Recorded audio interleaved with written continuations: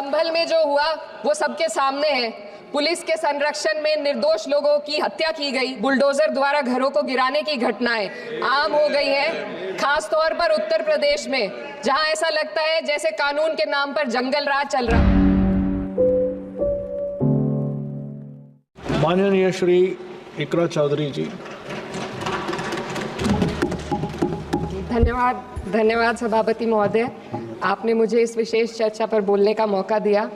भारत के संविधान के 75वें वर्ष की चर्चा के मौके पर मैं सबसे पहले संविधान बनाने वालों की दूरदृष्टि को सलाम करती हूँ। एक युवा सांसद के तौर पर मैं अपनी उम्मीदों को संविधान के साथ जोड़कर खास तौर पर ये बताना चाहती हूँ कि आज हमारे देश में पिछड़े, दलित, अल्पसंख्यक समुदाय को किस तरह अपने संवैधानिक अधिकारों और आज़ादियों की हिफाजत के लिए हर रोज़ मुश्किलों का सामना करना पड़ रहा है। Doctor B.R. अम्बेडकर के कथन से अपनी बात रखना चाहती हूँ। उन्होंने कहा था, मुझे अपने भारतवर्ष पर फक्र है कि जिसके पास ऐसा संविधान है जो लोकतंत्र, समाजवाद और सेक्युलरिज्म को संजोता है। लेकिन आज ऐसा लगता है जैसे संविधान की किताब तो है पर इसे चलाने वालों का ईमान गुम हो गया है। आज हिंदुस्तान में हर वर्ग को किसी न किसी चुनौती का सामना करना पड़ रहा है, मगर अल्पसंख्यक खास तौर पर मुसलमानों पर जो कहर टूटा है वो किसी से छुपा नहीं है। ये लोग सिर्फ अपने मजहबी पहचान की वजह से निशाने पर हैं। संविधान का अनुच्छेद 15 कहता है कि किसी भी नागरिक के साथ धर्म, जाति या किसी और वजह से भेदभाव नहीं होना चाहिए, लेकिन हकीकत इसके उलट है। हालात इस कदर बिगड़ चुके हैं कि hate speech, mob lynching, bulldozer द्वारा घरों को गिराने की घटनाएं आम हो गई हैं, खास तौर पर उत्तर प्रदेश में, जहां ऐसा लगता है जैसे कानून के नाम पर जंगल राज चल रहा हो। संभल में जो हुआ वो सबके सामने है। पुलिस के संरक्षण में निर्दोष लोगों की हत्या की गई और सरकार ने चुप्पी साध ली। अल्पसंख्यकों पर हिंसा बढ़ती जा रही है, मगर सत्ता में बैठे लोग या तो आंखें मूंदे हुए हैं या फिर इन घटनाओं को बढ़ावा दे रहे हैं। हद तो तब हो जाती है जब न्यायपालिका की बात भी अनसुनी कर दी जाती है। सुप्रीम कोर्ट ने मॉब लिंचिंग पर 11 सूत्रीय निर्देश जारी किए थे। इसमें साफ कहा गया था कि राज्य सरकारें और पुलिस इस तरह की घटनाओं को रोकने और दोषियों पर सख्त कार्रवाई करने के लिए जिम्मेदार है, लेकिन आज भी इन निर्देशों पर अमल नहीं हो रहा है। हाल ये है कि मॉब लिंचिंग को रोकने की बजाय सत्ता में बैठे लोग आग में घी डालने का काम कर रहे हैं। उनकी जुबान से ऐसी बातें निकलती हैं जो नफरत को और बढ़ावा देती है। ये अशांति अब इतनी गहराई तक फैल चुकी है कि हमारे समाज के धर्मनिरपेक्ष चरित्र पर गंभीर सवाल उठ रहे हैं। साल की शुरुआत में ही कई राज्यों में दुकानदारों को अपने नाम बोर्ड पर लगाने के लिए मजबूर किया गया। इसे सेहत और सुरक्षा के कानूनों का हिस्सा बताया गया, मगर असल मंशा कुछ और थी। ये कदम खास तौर पर मुसलमान दुकानदारों को निशाना बनाकर उठाया गया ताकि उनकी रोजी रोटी पर चोट की जाए। पिछले हफ्ते मुरादाबाद में एक मुस्लिम डॉक्टर को हिंदू बहुल्य मोहल्ले में घर खरीदने पर विरोध झेलना पड़ा। वजह बताई गई कि इससे मोहल्ले की सामाजिक शांति बिगड़ जाएगी। अब आप ही बताइए, क्या ये वजह सही है, जायज है? असल में ये छोटी बड़ी घटना की सांप्रदायिकता को बढ़ावा देने वाले बयान और नीतियां हमारे समाज को अंदर से खोखला कर रही है। उत्तर प्रदेश में यति नरसिंहन ने बेहद घटिया बयान दिया, लेकिन सरकार इन बयानों पर कोई कार्रवाई नहीं कर रही। हेट स्पीच न केवल जनमानस के विचारों को प्रदूषित करती है, बल्कि इससे अब संवैधानिक पदों पर बैठे लोगों को भी प्रभावित कर दिया है। अभी हाल ही में माननीय उच्च न्यायालय इलाहाबाद के माननीय न्यायाधीश ने ऐसे बयान दिए जिसका संज्ञान खुद सुप्रीम कोर्ट को लेना पड़ा। संविधान के अनुच्छेद 29 और 30 ने अल्पसंख्यकों को उनके मजहबी और सांस्कृतिक हक दिए हैं ताकि वो अपनी पहचान को बचा सके और अपने संस्थान चला सके, लेकिन आज उन्हीं हकों पर हर तरफ से चोट की जा रही है। वक्फ जैसे बिल लाकर उनके धार्मिक अधिकारों को छीनने की कोशिश की जा रही है। आज अल्पसंख्यक समुदाय को संविधान द्वारा दिए गए अपने बुनियादी अधिकार पाने के लिए लंबी लड़ाई लड़नी पड़ रही है। ऐसे कई मामले अदालत ने न्याय देकर संविधान की रक्षा की है, लेकिन अदालती प्रक्रिया में जो समय लगता है उसकी वजह से देश के सामाजिक ताने बाने को भारी नुकसान उठाना पड़ता है। मिसाल के तौर पर इलाहाबाद हाई कोर्ट ने 2004 के मदरसा एक्ट को रद्द कर दिया था, था, जिससे मदरसों के संचालन पर सवाल उठे। हालांकि सुप्रीम कोर्ट ने बाद में इस फैसले को पलट दिया और एक्ट को वैध करार दिया, लेकिन इस प्रक्रिया में जो समय लगा उसने अल्पसंख्यकों को बेचैनी और संघर्ष के दौर में डाला है। इसी कड़ी में प्लेसेस ऑफ वर्शिप एक्ट 91 भी आता है और कई अन्य अधिकार, उन्हें भी इसी तरह अदालती लड़ाइयों में उलझाया जा रहा है। ये स्थिति न केवल अल्पसंख्यकों के अधिकारों की राह में रुकावट है, बल्कि justice delayed is justice denied जैसी कहावत को सिद्ध करती है। मैं इस सदन से दुनिया भर के अल्पसंख्यकों की आवाज उठाना चाहती हूँ, खास तौर पर हमारे पड़ोसी देश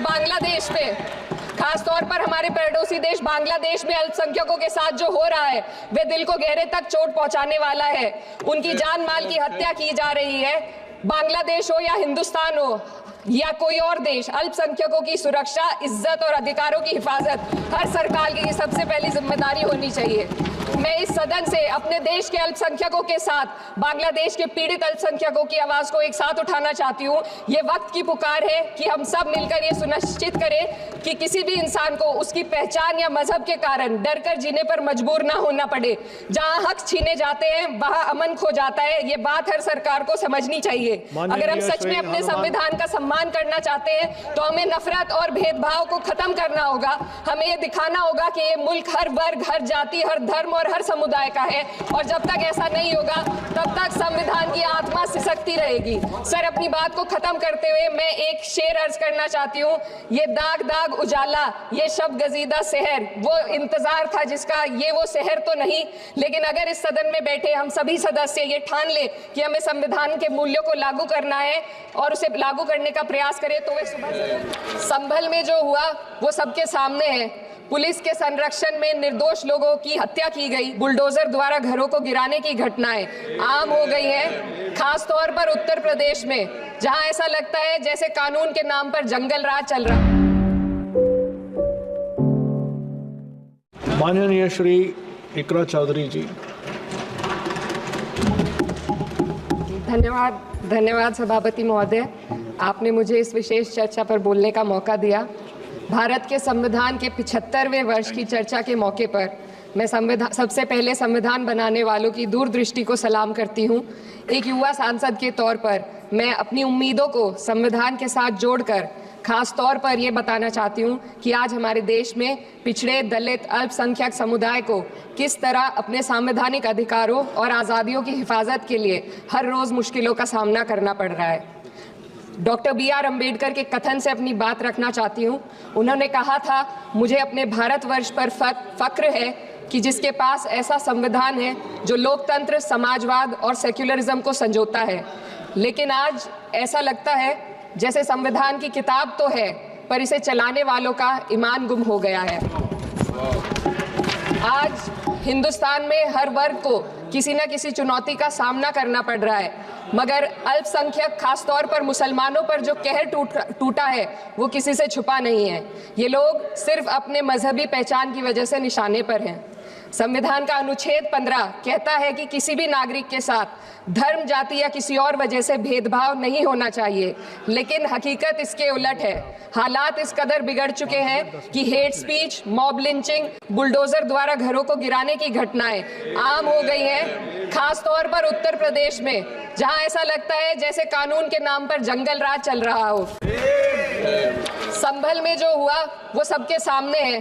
पुलिस के संरक्षण में निर्दोष लोगों की हत्या की गई और सरकार ने चुप्पी साध ली। अल्पसंख्यकों पर हिंसा बढ़ती जा रही है, मगर सत्ता में बैठे लोग या तो आंखें मूंदे हुए हैं या फिर इन घटनाओं को बढ़ावा दे रहे हैं। हद तो तब हो जाती है जब न्यायपालिका की बात भी अनसुनी कर दी जाती है।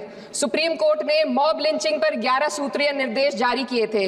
इसमें साफ कहा गया था कि राज्य सरकारें और पुलिस इस तरह की घटनाओं को रोकने और दोषियों पर सख्त कार्रवाई करने के लिए जिम्मेदार है, लेकिन आज भी इन निर्देशों पर अमल नहीं हो रहा है। हाल ये है कि मॉब लिंचिंग को रोकने की बजाय सत्ता में बैठे लोग आग में घी डालने का काम कर रहे हैं। उनकी जुबान से ऐसी बातें निकलती हैं जो नफरत को और बढ़ावा देती है। ये अशांति अब इतनी गहराई तक फैल चुकी है कि हमारे समाज के धर्मनिरपेक्ष चरित्र पर गंभीर सवाल उठ रहे हैं। साल की शुरुआत में ही कई राज्यों में दुकानदारों को अपने नाम बोर्ड पर लगाने के लिए मजबूर किया गया।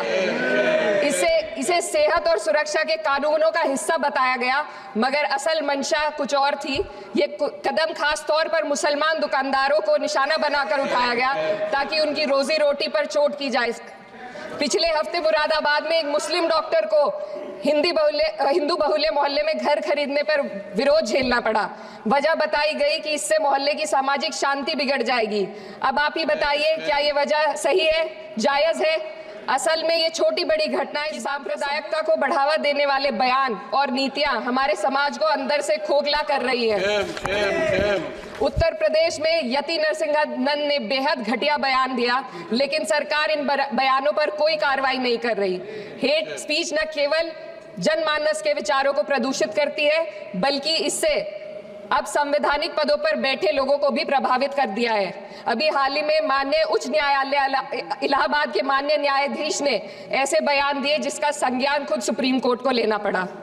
संविधान के अनुच्छेद 29 और 30 ने अल्पसंख्यकों को उनके मजहबी और सांस्कृतिक हक दिए हैं ताकि वो अपनी पहचान को बचा सके और अपने संस्थान चला सके, लेकिन आज उन्हीं हकों पर हर तरफ से चोट की जा रही है। वक्फ जैसे बिल लाकर उनके धार्मिक अधिकारों को छीनने की कोशिश की जा रही है। आज अल्पसंख्यक समुदाय को संविधान द्वारा दिए गए अपने बुनियादी अधिकार पाने के लिए लंबी लड़ाई लड़नी पड़ रही है। ऐसे कई मामले अदालत ने न्याय देकर संविधान की रक्षा की है, लेकिन अदालती प्रक्रिया में जो समय लगता है उसकी वजह से देश के सामाजिक ताने बाने को भारी नुकसान उठाना पड़ता है। मिसाल के तौर पर इलाहाबाद हाई कोर्ट ने 2004 के मदरसा एक्ट को रद्द कर दिया था, जिससे मदरसों के संचालन पर सवाल उठे। हालांकि सुप्रीम कोर्ट ने बाद में इस फैसले को पलट दिया और एक्ट को वैध करार दिया, लेकिन इस प्रक्रिया में जो समय लगा उसने अल्पसंख्यकों को बेचैनी और संघर्ष के दौर में डाला है। इसी कड़ी में प्लेसेस ऑफ वर्शिप एक्ट 91 भी आता है और कई अन्य अधिकार, उन्हें भी इसी तरह अदालती लड़ाइयों में उलझाया जा रहा है। ये स्थिति न केवल अल्पसंख्यकों के अधिकारों की राह में रुकावट है, बल्कि justice delayed is justice denied जैसी कहावत को सिद्ध करती है। मैं इस सदन से दुनिया भर के अल्पसंख्यकों की आवाज उठाना चाहती हूँ, खास तौर पर हमारे पड़ोसी देश बांग्लादेश में अल्पसंख्यकों के साथ जो हो रहा है वे दिल को गहरे तक चोट पहुंचाने वाला है। उनकी जान माल की हत्या की जा रही है। बांग्लादेश हो या हिंदुस्तान हो या कोई और देश, अल्पसंख्यकों की सुरक्षा, इज्जत और अधिकारों की हिफाजत हर सरकार की सबसे पहली जिम्मेदारी होनी चाहिए। मैं इस सदन से अपने देश के अल्पसंख्यकों के साथ बांग्लादेश के पीड़ित अल्पसंख्यकों की आवाज को एक साथ उठाना चाहती हूँ। ये वक्त की पुकार है कि हम सब मिलकर ये सुनिश्चित करें कि किसी भी इंसान को उसकी पहचान या मजहब के कारण डरकर जीने पर मजबूर ना होना पड़े। जहाँ हक छीने जाते हैं वहाँ अमन खो जाता है। ये बात हर सरकार को समझनी चाहिए। अगर हम सच में अपने संविधान का सम्मान करना चाहते हैं तो हमें नफरत और भेदभाव को खत्म करना होगा। हमें ये दिखाना होगा कि ये मुल्क हर वर्ग, हर जाति, हर धर्म और हर समुदाय का है, और जब तक ऐसा नहीं होगा तब तक संविधान की आत्मा सिसकती रहेगी। सर, अपनी बात को खत्म करते हुए मैं एक शेर अर्ज करना चाहती हूँ। ये दाग दाग उजाला, ये शब गजीदा शहर, वो इंतजार था जिसका ये वो शहर तो नहीं। लेकिन अगर इस सदन में बैठे हम सभी सदस्य ये ठान ले कि हमें संविधान के मूल्यों को लागू करना है और उसे लागू करने का प्रयास करें, तो वे सुबह जरूर